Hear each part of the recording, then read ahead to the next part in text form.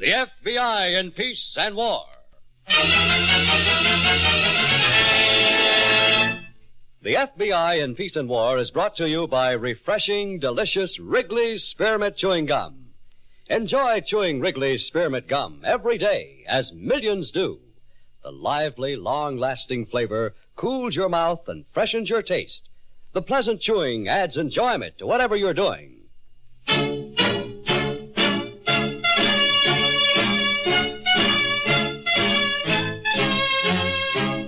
Another great story based on Frederick L. Collins' copyrighted book, The FBI in Peace and War. Drama, thrills, action.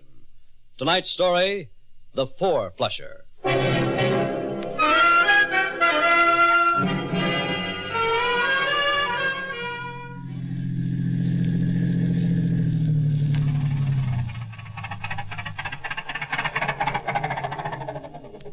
Hey, Benny, what are you stopping here for? I'm not stopping. The car's stopping. Well, start it. Sign says it's 2 miles to the town. You want to know something kind of interesting? What? We're out of gas. Yeah? How do you know? It says empty right here, see? Oh, yeah, so it does. You know, Phil, maybe we're jinxing each other. 2 guys in different branches of the profession. Maybe you ought to go to California your way and I ought to go mine, huh? Well, who keeps the car? Well, I stole it. I've been supplying the gasoline. Okay, we'll sell it. No, Benny. I admit you're not much company, but you're better than nothing. I am? Besides, we're almost halfway. See what it says on the sign? Jackson City, Illinois, 2 miles. That doesn't put any gas in the tank. Yeah, I know it doesn't, but... Hey, wait a minute. Did I just say Jackson City? Yeah, that's what you said. Jackson City, Miller Manufacturing Company, Sam Miller, president. What are you talking about? Benny, I crashed one of those business conventions in New York last fall, and I met this Miller guy along with a lot of other suckers. I couldn't use him at the time, but I figured someday if I ever went west... where's my briefcase?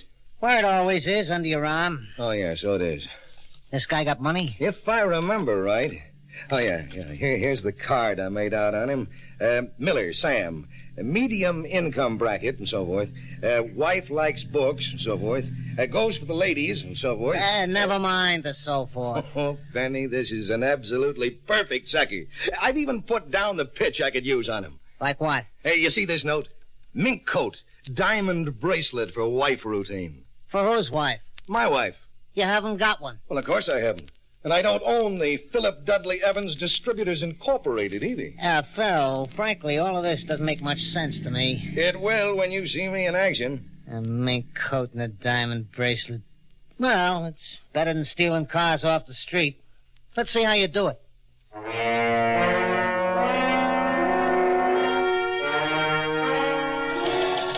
Wanted by the FBI, Philip Dudley Evans with aliases for fraud and impersonation. Description as follows. Height 6 feet.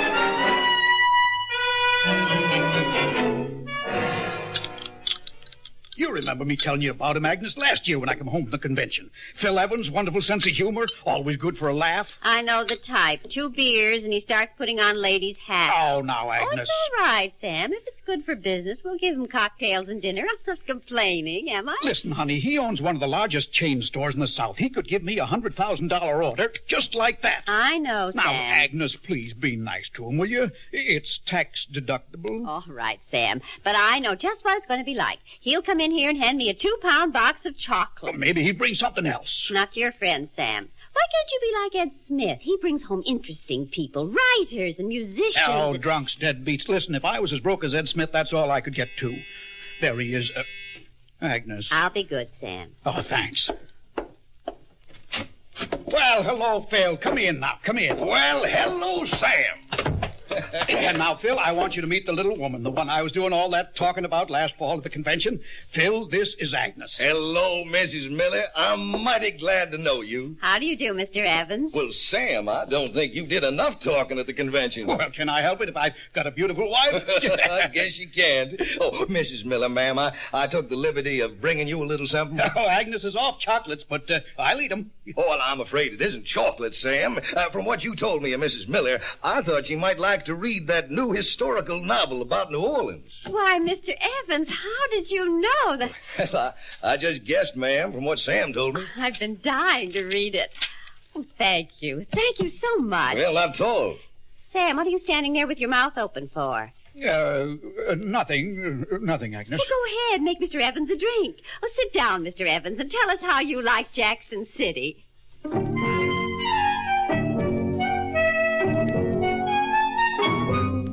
Without any tangible lead on Philip Dudley Evans, we turned our attention to a series of fraudulent checks which Evans had left with his victims. Each check was signed by Evans as president, treasurer, or purchasing agent for a non-existent chain of retail stores in the South.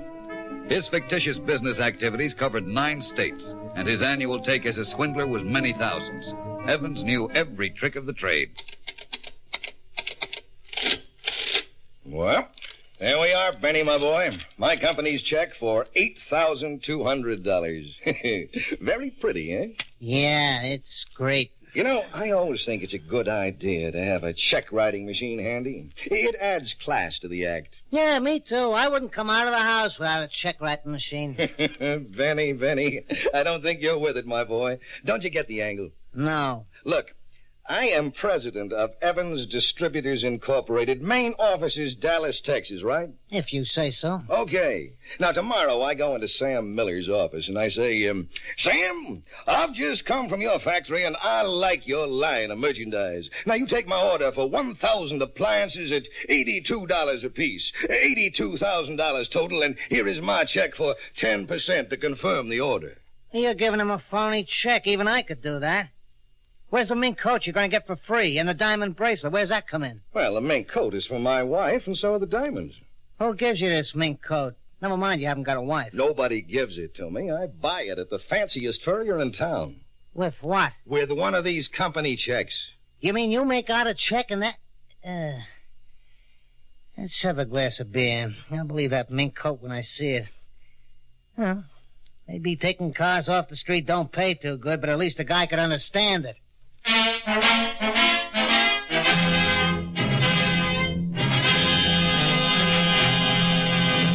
Back to the Fourflusher in just a moment. Friends, one reason it's a good idea to chew Wrigley's Spearmint Gum every day is that it satisfies you without being rich or filling. You can chew Wrigley's Spearmint after meals, between meals, anytime, and as long as you want. You get your satisfaction from the delicious flavor and the natural, pleasant chewing. Wrigley's Spearmint Gum is wholesome and good for you. So make your daily treat Wrigley's Spearmint Chewing Gum. It's a treat you can trust for healthful daily enjoyment. Always keep a package or two of Wrigley's Spearmint Gum handy in your purse or pocket. Be sure to get Wrigley's Spearmint Chewing Gum. Healthful, refreshing, delicious.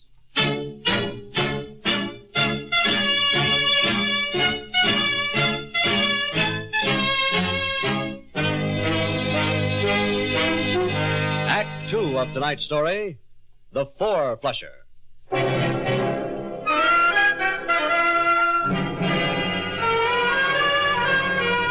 When the police of Cincinnati sent our bureau a check for comparison in the fraudulent check file, Agent Reynolds and I took the next plane west. We wanted to interview Joseph Steuben, a merchant tailor who had been defrauded to the extent of 2 suits and a topcoat by the elusive Philip Dudley Evans. Is this the man in the picture, Mr. Steuben? Yeah, that's the one. 2 suits, imported English Cheviot, $11.98 a yard, 1 top coat, pure cashmere, $32 a yard. Altogether $400 worth of stuff, and he gives me a no-good check. Do you usually accept checks from people you don't know, Mr. Steuben? Of course not, but he brings me a business card from one of my best customers, Mr. Harris. And later the police tell me he also swindles Mr. Harris, who could afford it better than the poor tailor, believe me. Have you any idea where Evans was going after he got the suits, Mr. Steuben? No idea. He just gets in this automobile with the other man, and they go. You told the police about the other man. Oh, yes. What about the car the other man was driving? Did you notice that? Oh, yes, a car just like my son-in-law, a Buick, new this year. What color? Light brown, like this cloth. That's all you remember? Yeah, that's all. I think I put down the license number somewhere, but I don't know where now. You put down the license number? Yeah, I think so. To put on the check, I think. That would be a tremendous help if you could remember where, Mr. Steuben. Yeah, that's what my son-in-law tells me. He's my chief cutter. Papa, he says if you could remember, maybe it would help to catch this man. Did you put it down on an order blank, Papa? Did you write it on the wall? Well, who knows where. It's gone now, just like my $400.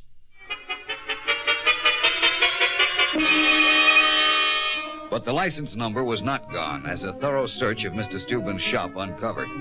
The number was written on the paper suit pattern that had been cut for Evans. Within an hour, we knew the car was stolen and a countrywide alarm was put on the wires. At that time, Evans, of course, was engaged in another swindle in Jackson City, a short distance away. And there we are, Sam. My check for $8,200. That'll confirm the order. Now, look, Phil, you could wait until we bill you. What do I need to confirm with an old friend like you? Sam, please, please. There's only one way to do business. The right way. Well, maybe you're right, Phil. Well, I got to get back to the hotel. You're coming out the house for dinner. Well, Agnes insists on it now. She wants to talk about books again. Well, I really shouldn't, Sam, but as a matter of fact, I do want to talk to your wife. She knows something about mink coats, doesn't she? Mink coats? She knows too much. Oh, you got troubles, too. Huh? Don't mention it. Yeah, me too. Ever since the convention last fall. Your wife found out about that party? Uh-huh. There was murder in my house. Yeah, that's why I have to bring home something each time I go out on a trip. You don't have to tell me, but a mink coat? Well, that's only half the penalty. I'm adding a diamond bracelet this time. Your wife must have found out plenty. Well, not really. No. She's just got a good imagination and room in her closet for another coat. Oh, Phil, I sympathize with you. Yeah, so do I. Well, Sam. It's been a pleasure doing business, Phil. That goes both ways. Oh, Sam. Yeah? I don't know where your wife will tell me to get the coat, but I'll have to pay him by check. Do you think I ought to wire my bank in Dallas, or could you okay my personal check at the store? Well, I'll okay it naturally. Well, good. That'll save me a lot of fuss. 7:30 for dinner? That's right. See you then, Sam. Oh, I promise not to get your wife interested in the new coat this season.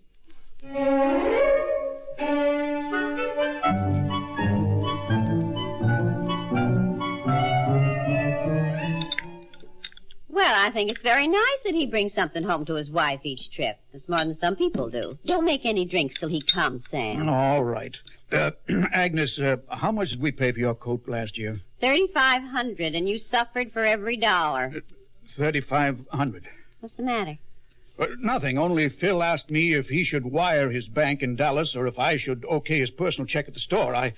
I got swept away, and I told him I'd okay it. What's wrong with that? Well, $3,500 for a coat and maybe as much for a diamond bracelet, supposing his check was no good. Sam, are you out of your mind? Oh, supposing... You're not going to insult the man and make him wire his bank. I'm only saying that... Philip Evans is a gentleman. I should think that would be obvious, even to you. Agnes, you don't understand. Even a gentleman's check could bounce. Oh, all right, go ahead, insult him. Kill any deals in the future. You don't deserve to have a customer like Phil.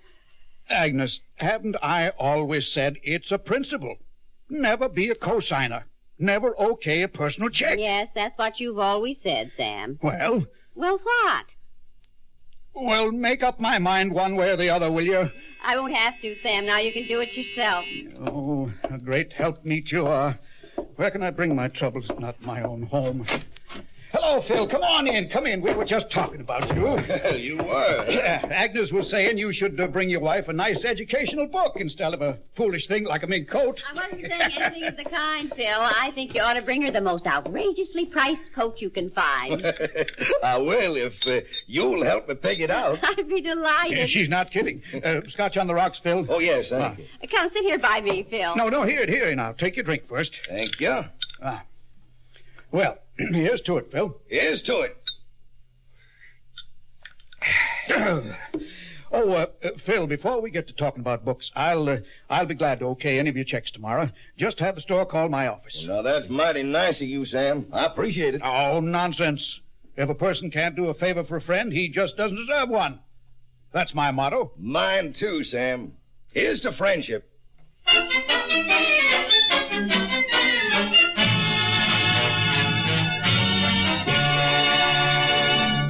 Back to the Fourflusher in just a moment. Friends, when you chew Wrigley's Spearmint Gum, that good, delicious chewing just naturally helps to keep your mouth clean, fresh, and sweet. The natural chewing action helps to clean your teeth. The lively, refreshing flavor of Wrigley's Spearmint Chewing Gum sweetens your breath and gives your mouth a fresh, clean feeling. So, you see, Wrigley's Spearmint Gum gives you more than chewing enjoyment and satisfaction. It's good, and it's good for you. Remember, too, Wrigley's Spearmint Gum is a long-lasting treat that satisfies you without being rich or filling. Get a few packages of Wrigley's Spearmint Gum next time you're at the store. Enjoy it often, every day, as millions of people do.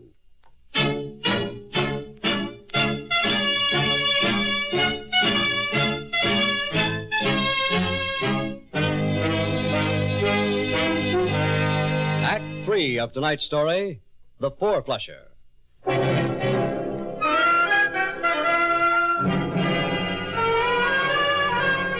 1 week after our alarm had gone out, the stolen car was found parked on a street in Jackson City, Illinois. Local police watched the car for the better part of one night, and when Agent Reynolds and I arrived at the scene, we relieved them for a short period. It was during this time that a slim, dark man came out of a nearby hotel and unlocked the door of the car. Hello, Benny. Hello. Do I know you? Agent Reynolds, FBI. Mr. Reynolds, well, for the love of Mike, what are you doing in Jackson City? I may have to ask you the same thing. You know Agent Stevens. Hello, Benny. Hiya, Mr. Stevens. Benny, is this your car? This car? Yeah. Is it yours? You mean, do I own it? Uh-huh. Well, if you mean, do I have the registration with me, Yes? Hey, now, look, fellas, I know you're not going to believe this, but I bought this here car off a guy in Cincinnati. What was his name? Yeah. Harold Johnson, and he gave me a bill of sale. Only you lost it.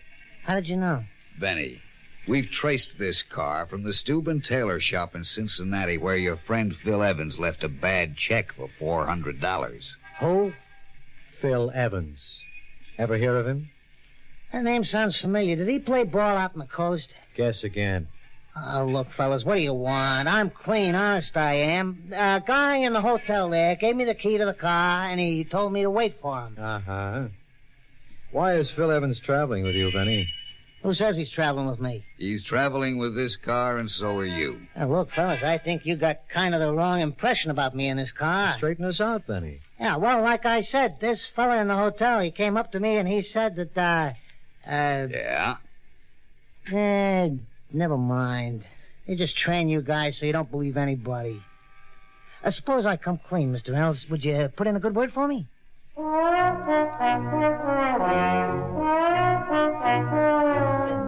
After a short period of questioning, Benny Gaynor told us what we wanted to know. We paid a quick visit to the Samuel Miller Manufacturing Company and then headed back downtown for a very expensive fur shop. And this is the natural fur. It should go beautifully with Madame's coloring. Oh, it isn't for me. It's for Mr. Evans' wife. Oh, I see. They live in Dallas. Yes, of course. Dallas, Texas. Well, do you like it, Agnes? Oh, it's just exquisite, Phil. You haven't got anything better, huh? There is nothing better, sir. Okay, I guess I'll take it along with me. Very good, sir. I assume you'll accept my personal check. Well, sir... Mr. Miller will verify Mr. Evans' check. You can call his office if you like. That won't be necessary, sir. Mrs. Miller is known to us. I better be, with all I've spent in this place. It's been a pleasure to serve you, ma'am. Did you say you wish to take this along with you, sir? Yes, please. I'll have it wrapped, sir, and you can make out your check over there at the desk. Here is the exact amount, sir, on the tag. Well, thank you. Oh, and wrap that prettily, will you? I will, sir. Mr. Petty. Yes, ma'am. How much is it? $3,750, ma'am. That's $200 more than mine. I know, ma'am. You must have had some time at that convention. I beg your pardon? Oh, nothing. Only if I get tired of that ratty old thing of mine... Why, Sam, what are you doing Hello, here? Agnes. Where's Phil? I'll wrap the coat, ma'am. He's right over there. Sam, what are you doing out of the office at this hour of the morning? Never mind. There he is, Mr. Reynolds. Hello, Phil. Hello, Sam. I'll be right with you. Sam, what are you... You'll see, Agnes, in just a minute. Well, hello, Sam. What are you doing out of the office at this hour of the morning? Well, that's what I asked you. Well, now that you're here, Sam, you can put your initials on Phil's check. Oh, I can I? If you don't mind, old man. Well, I sure do mind, old man. Sam, Don't you, Sam, me. You're the one who said he was such a gentleman. Sam, what are you talking about? Oh, Agnes, if you'll excuse me for a minute. I'm talking about him. You four-flusher. You better explain that remark, Sam Miller. I'll explain it, Mrs. Miller. You're under arrest, Evans. FBI. What'd you say? He said FBI. You're under arrest. What for? Fraud, impersonation, and car theft. Car theft? Uh-huh. Benny Gaynor's waiting outside. Shall we go along? Sam, what is this? What does it sound like? Your friend is a crook. My friend? Your friend, the book lover. Well, of all the nerve. Agnes, if I told you once, I told you 1,000 times, so let this be a warning to you. Never be a co-signer, Agnes. Never okay a personal check. That should be a principle. All right, Mr. Reynolds, take that four-flusher downtown. I'll be glad to prefer charges against him.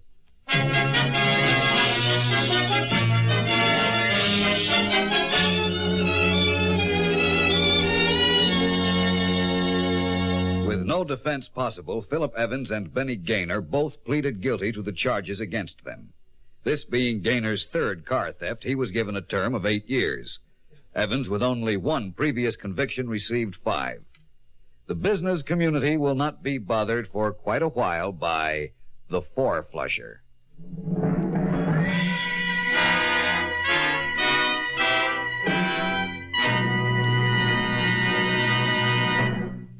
Remember, friends, when you want a tasty treat that satisfies you without being rich or filling, chew a stick of Wrigley's Spearmint Gum.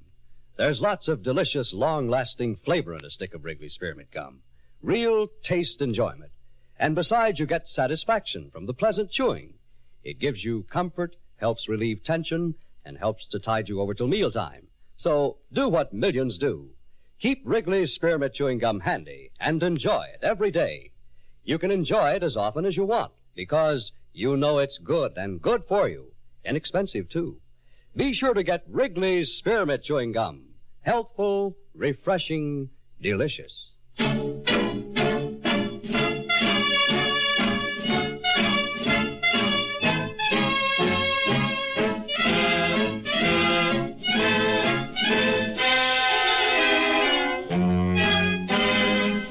In tonight's story, Don Briggs played the part of Philip Evans, Bob Dryden was Benny Gaynor, and Bill Smith was Sam Miller.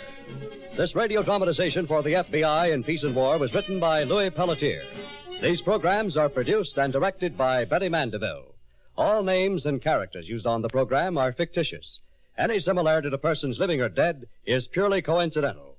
This program is based on Frederick L. Collins' copyrighted book, The FBI in Peace and War, and the broadcast does not imply endorsement, authorization, or approval by the Federal Bureau of Investigation.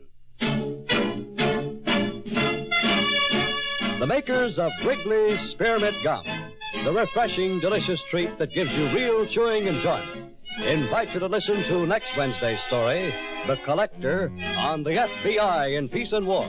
Same time, same station.